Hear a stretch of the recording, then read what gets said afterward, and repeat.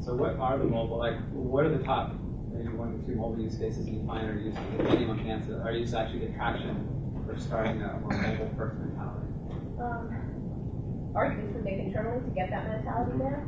I think it's a lot walking people around. So we did the mobile tour of Harvard Yard. We just released that a month ago. I think we have over 10,000 downloads maybe at this point, which you can use. It's native iOS and mobile web for Android. And there was a lot of pressure from very senior leadership too.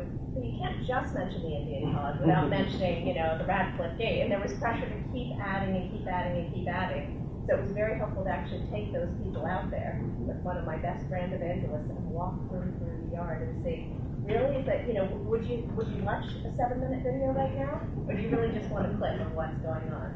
So I think that's a very literal way to do it, to physically walk someone through. But I think metaphorically we do that in meetings a lot. So what would happen next, and then what, and then what? So it's a lot of very tactical walkthroughs to get them to think about a real, genuine mobile use case. I think when Emerson went through a bunch of discussions last year about if we were to go forward with a mobile presence, what is it? And I think a lot of schools immediately think we need to build a site for prospective students right away. That's the first thing we need to do. We need to make it look pretty. We always talk about admissions like shiny objects, right? So they're going to see that and go, yeah, we totally need to do that. But the way we approached it, and a lot of other schools are doing it now, which you can definitely see on Harvard's mobile presence too, is that they build a lot of functionality for current students, and they build what current students need to interact with a mobile site day to day.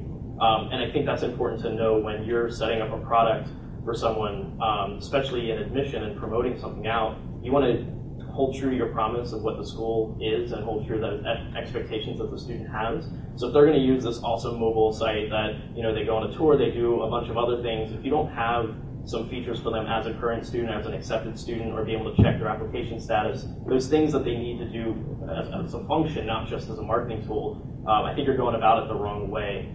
So I know a lot of schools have, there's a few examples out there that had a really strong internal presence right away for their current students and then built out from there, which is clear, success. Like those students are going to be way more apt to try it and then tell their friends about it, share it with other people. Then when you get a student coming in for a tour and asking a student about the mobile site, oh, I tried to do this. Like, yeah, I use it to do, check my, courses. I use the directory. I get news there. It's a better operation. That was my favorite story. We won a MyTech User Experience Award in Innovation, which meant a lot to me. It was terrific. But I think the favorite thing that happened was a faculty member at the university emailed me. He was behind someone in line. Actually, no, it was you who emailed me. He said, behind someone in line in the airport.